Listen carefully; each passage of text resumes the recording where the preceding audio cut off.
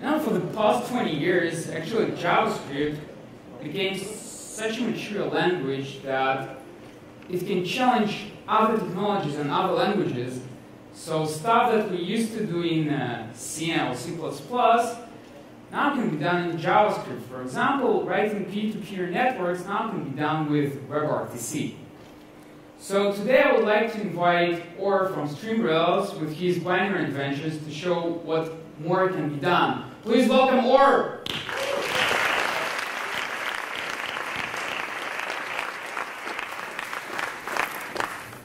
Hi everyone. All right, so my name is Or, CTO at a company called StreamRail. For those of you who haven't heard about StreamRail, we're a startup here in Tel Aviv, doing cool video delivery over WebRTC and stuff like that. And today I'm going to talk about the binary data things that you can do in JavaScript. So yeah, we'll start with maybe a bit of a background about what's been done in recent years. Then we'll see what's new, so the evolution in the browser. And then we're going to take a deeper look into our tools, so the type system, inputs and outputs in binary JavaScript. And then we're going to see how we can actually solve practical, cool problems using these kind of things. So traditionally, stuff like bitwise operations and heavy computational binary stuff was done for so-called low-level things. So compression, gzip and deflate algorithms are very heavily using bitwise operators, bit fields, ACLs, so permissions and flags, hashing algorithms like CRC32 for networks, and obviously graphics. And inside of JavaScript, at least up until a couple of years ago, we mainly use this to solve weird issues. So weird issue number one. HTTP post to a server, basically sending a JSON with a score of 42, yields a server error saying that float 64 is not an int. But we were sending an int, right? 42 is an int. Well, as it turns out, in JavaScript, the type of pi equals to the type of 3. That 3 equals, that is. So in JavaScript, all numbers are type float 64. But as it turns out, all bitwise operations are 32-bit. So you can do things like type coercion, so parsing an int using these kind of methods. So you can take a number and OR it with 0, which basically is the exact same number, only in 32 bits, so you get an integer. And you can use the same concept like not being a number or shifting it to the right with 0. And on the bottom, you can see like more traditional methods. So, for example, parse int. And as it turns out, if you take all of these operations and JS-perf them, you found out that actually parse int lags significantly behind all other methods. So next time you want to parse an int, you may want to consider using the bitwise operator. So browsers have evolved since the days of doing just those weird kind of things in JavaScript with bitwise operators. So at the heart of this evolution is the type system. So we have blob, basically a container of binary data. It can contain anything, a file, a video, audio, whatever. Array buffer, which is like a blob, but it has fixed size, and you can mutate it using views. Typed arrays, these are the views that you can use to mutate the array buffer. And data view, which is kind of a parser of blobs.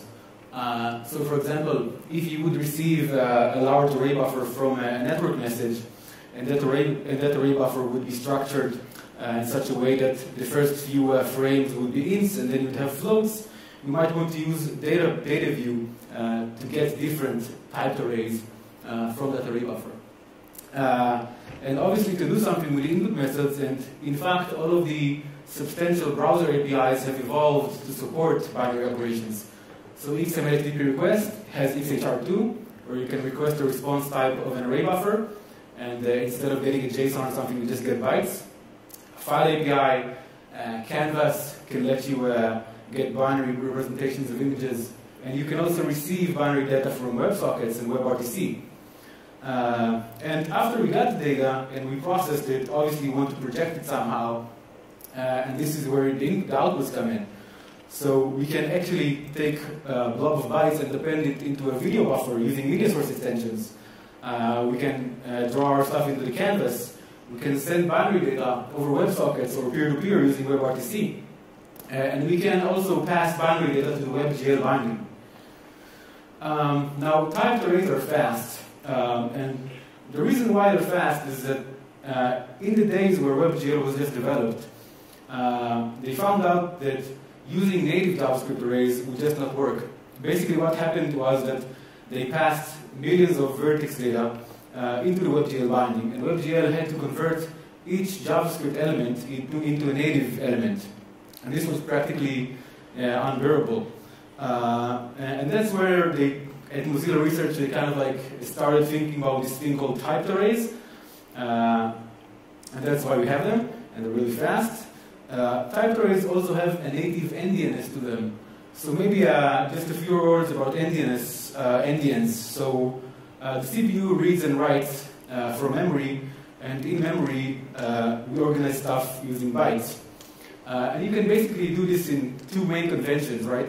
So if you have this hexadecimal number here, so 1 till 8, and you want to store it in this memory unit, so we have 4 elements of 32-bit integers, you can basically decide that you start with the least significant int, so 78, and put it at the earliest memory address. This is called little endian.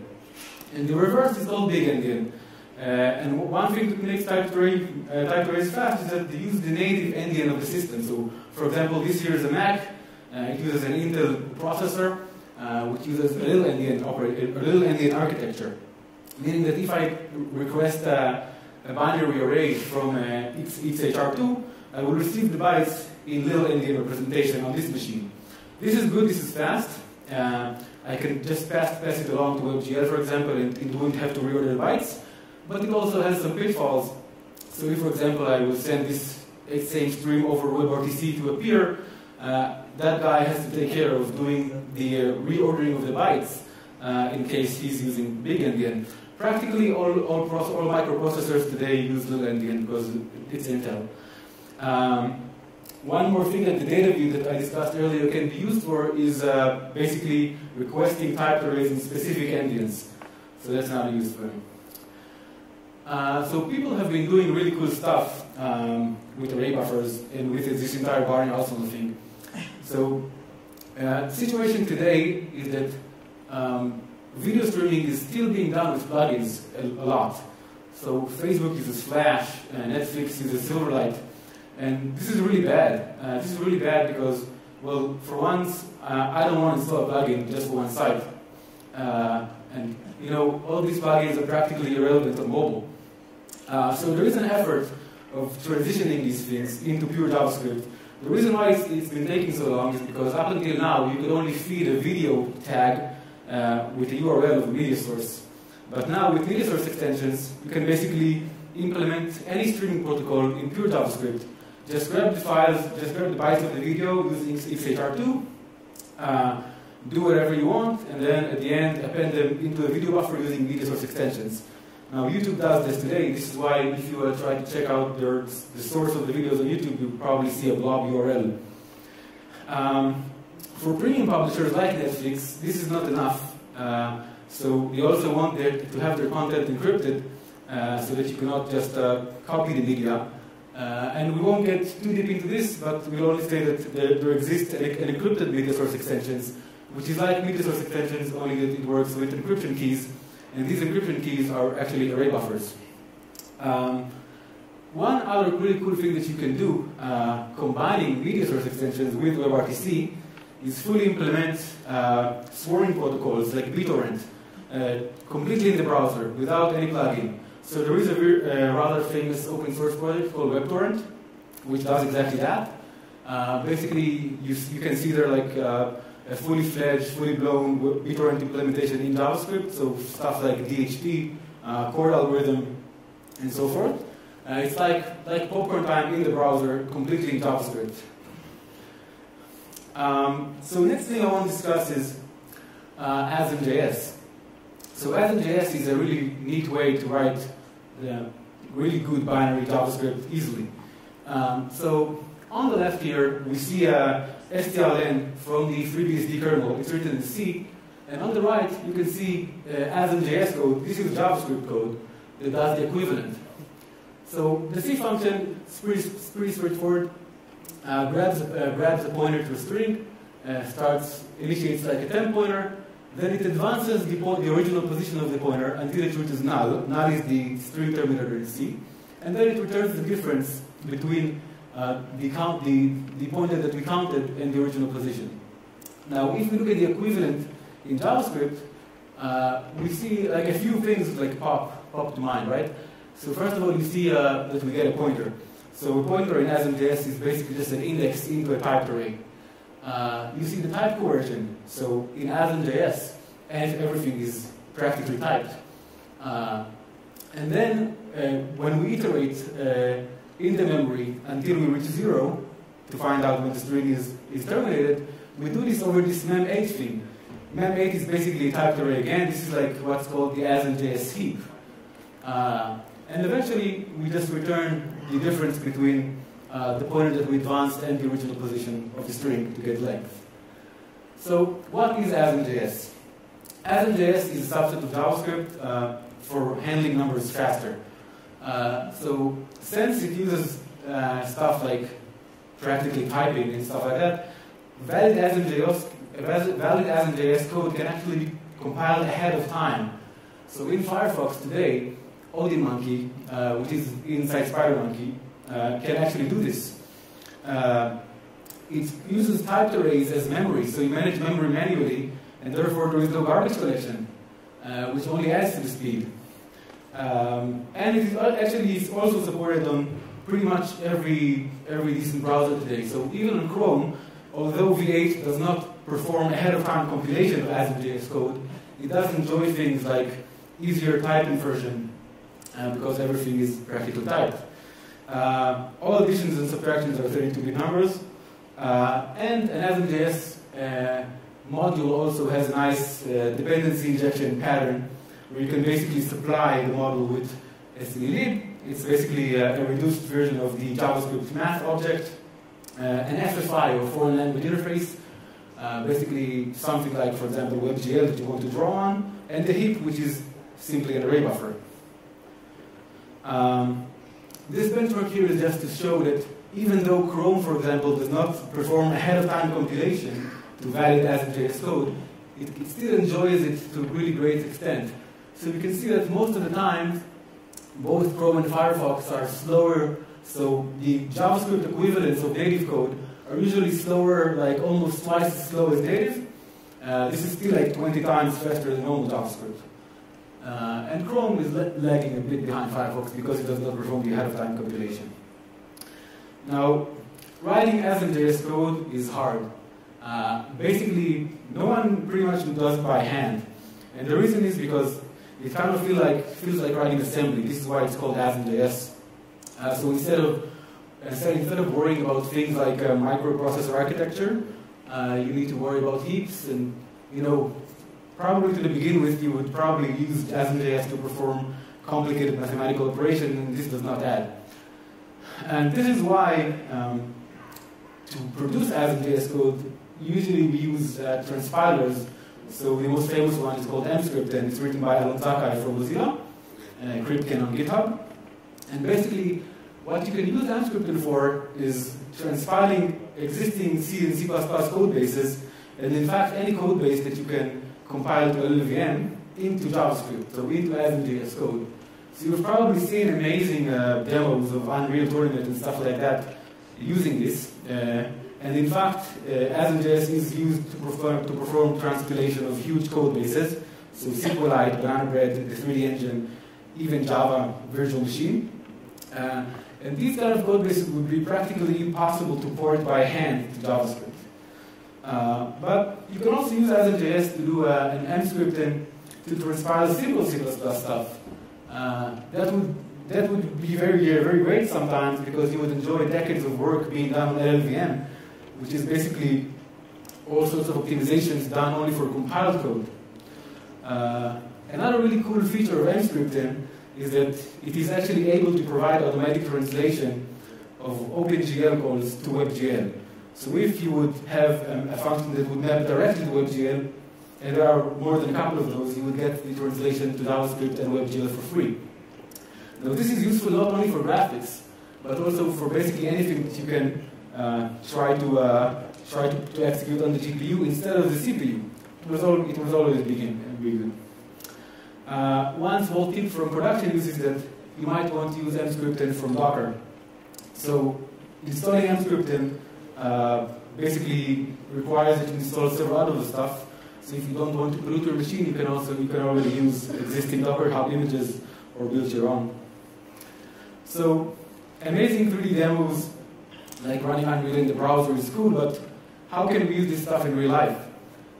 So this is one thing that we at Streamwell actually came across. So we found out that on certain Firefox instances, MP4s would just not play. So H.264, which is the codec that you would probably find inside an MP4 container, is patented technology. And this is why Mozilla does not include it inside Firefox. So if you can play MP4s in Firefox, which you probably can, it means that you already have an H.264 decoder on your operating system. But some people, so weird Windows XP users, don't have these. So we set out to solve this problem completely in JavaScript. And what we decided to do is emulate the video tag completely.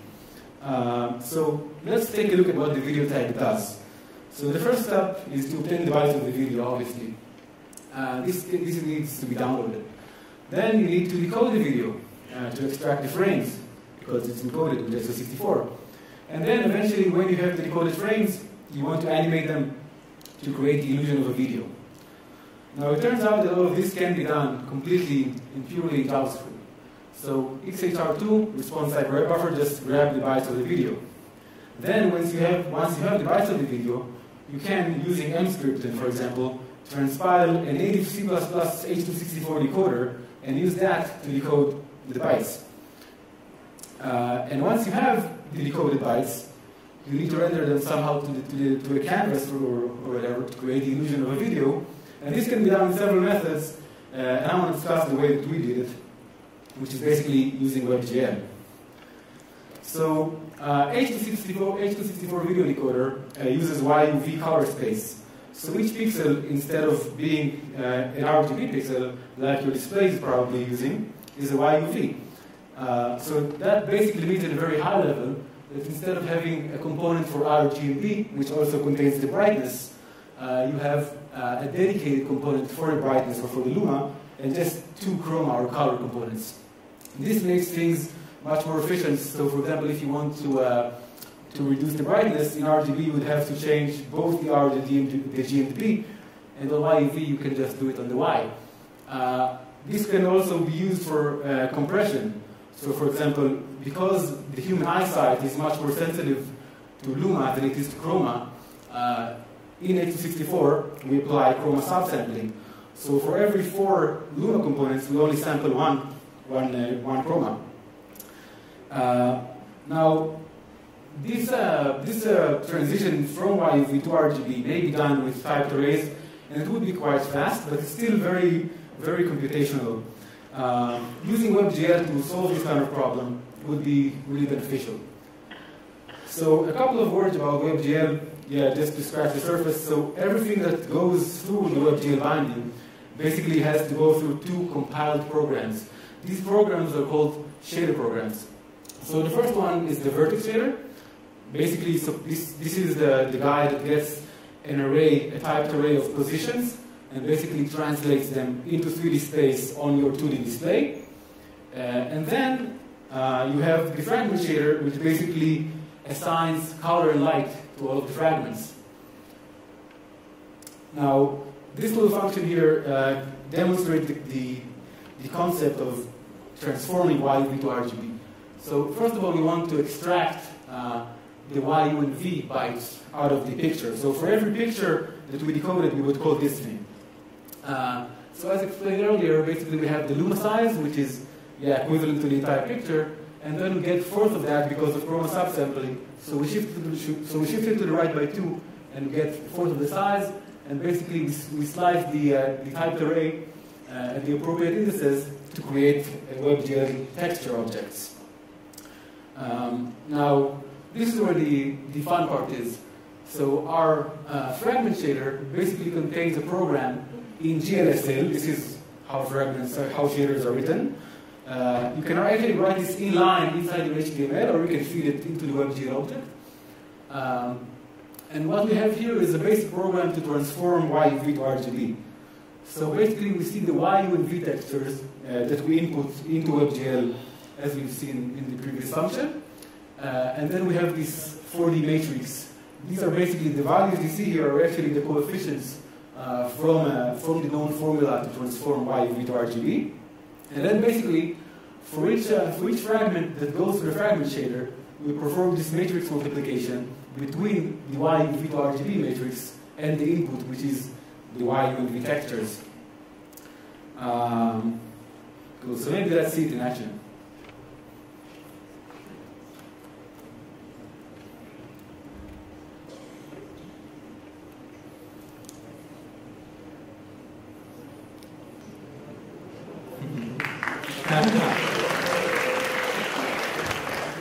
All right, thank you. One second.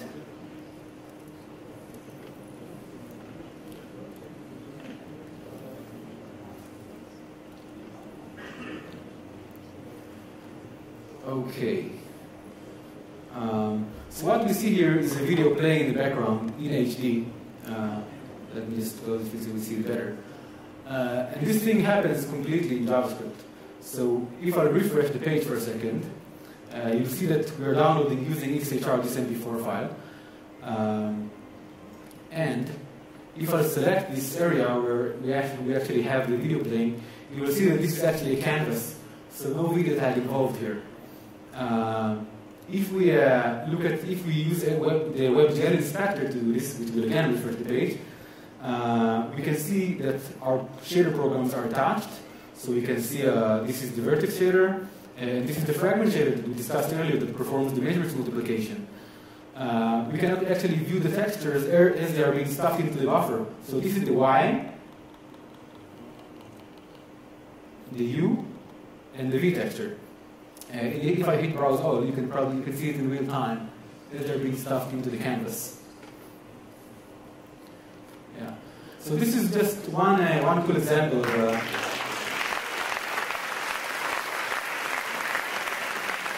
Thank you very much. Yeah. So this is one example of how you can take binary JavaScript and MScript and actually produce something more than worthy of showing as a demo, but actually to solve practical problems. Yeah, that's it pretty much. Thank you.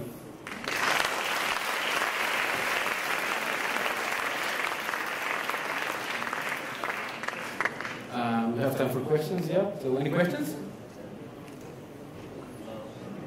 Yeah?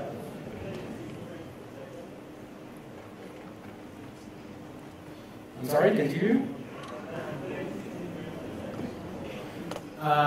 Yeah, well, it depends on the implementation. So the original video can be encoded in 60 frames per second, in 30 frames per second. In this particular implementation, we basically support maximum of 30 frames per second.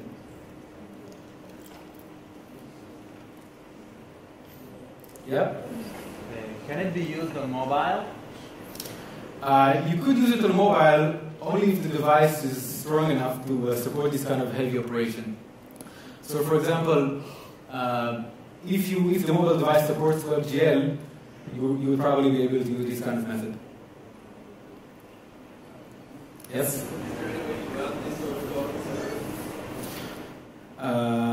You could do it on the server, but actually, if you have access to the server, you probably would not want to do it in JavaScript. So the only reason why we wanted to do it in JavaScript, in our case, was to solve problems we saw with our clients. If I was able to do it on the server, I would probably use a decoder like a C++ decoder, DivX264. Or...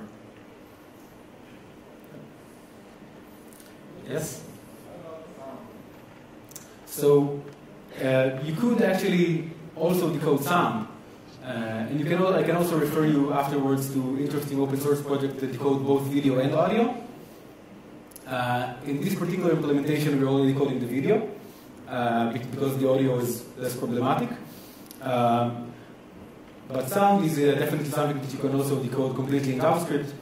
You can take a look at the OGVJS project. Does that? Sorry? What do you use instead of Canvas? Oh, you can just use the audio tag on HTML5.